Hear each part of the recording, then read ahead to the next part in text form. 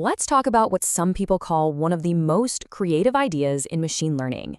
Today, we're looking at generative adversarial networks, or, as you probably know them, GANs. You've definitely seen these images online, faces that look so real you'd swear they're from a photo, but they aren't. They were generated by a machine. So how on earth is that even possible?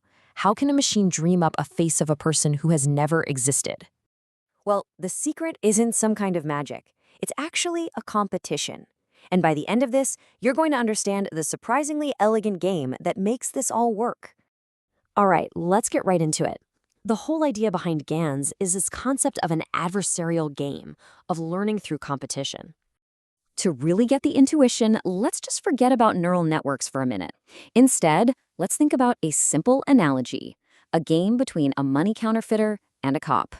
So, we've got two players here. On one side, you have the counterfeiter.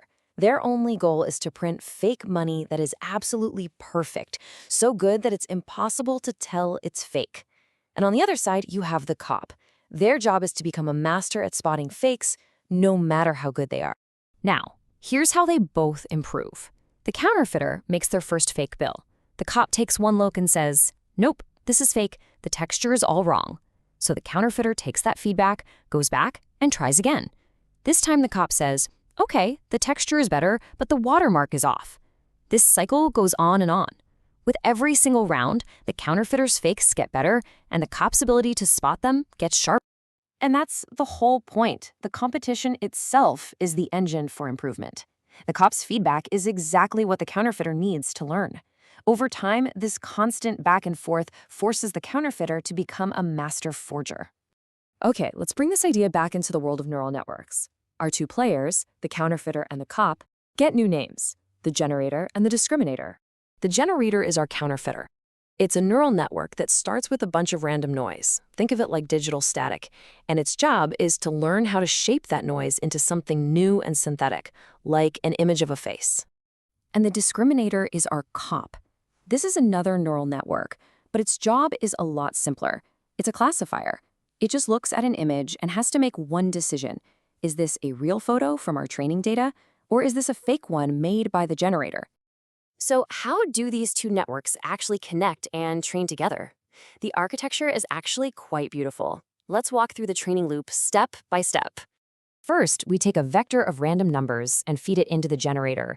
The generator uses this noise to create its first attempt at a fake image. At the very beginning, this image is just going to look like garbled static. Next, we take that fake image from the generator and we mix it in with a bunch of real images from our actual data set. We then show this whole collection, both real and fake, to the discriminator. For each image it sees, the discriminator makes a call. Is it real or is it fake? It just outputs a probability, a number between 0 and 1. 1 means I'm certain this is real, and 0 means I'm certain this is fake. Now, this is the most important part. Based on the discriminator's predictions, we calculate an error. That error signal is used to update both networks. The discriminator learns to get better at telling the difference. And crucially, a signal is sent back to the generator, telling it how it got caught. The generator uses this feedback to figure out how to make its next fake even better. This dynamic is really the core of it all. As the authors of the deep learning book put it, the generator attempts to fool the classifier into believing its samples are real. The whole system is built on that tension. So, when does the training stop? Well, the ideal end state is called equilibrium. This is the point where the generator has become so good at creating fakes that the discriminator is completely fooled. It can't tell the difference anymore, and its accuracy drops to 50%, which is basically a coin flip. At that point, our counterfeiter has become a master artist. This simple competitive process has led to some incredible real-world applications, and the progress has happened at a stunning pace. Just take a look at this progression. When GANs were introduced in 2014, the images they produced were blurry, low resolution, and grayscale. Just 3 years later, by 2017, they were generating high-resolution faces that are almost impossible for a person to tell apart from a real photo.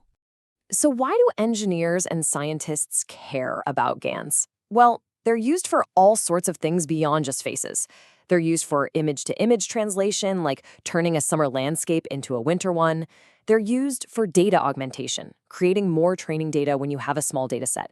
And they're used for super resolution, enhancing image quality, and even simulating things like medical data for research. A great concrete example of this is a model called Style GAN. It's famous for generating those hyper-realistic faces you see online, and it gives the user an amazing amount of control to tweak features like hair color, age, and expression. So, to bring it all together in one sentence, GANs are simply two neural networks, a generator and a discriminator, that train together in a competitive game that forces both of them to improve. And the one key idea to remember is this: remarkably complex and realistic results can emerge from a simple, structured competition. It's an elegant solution to a very hard problem.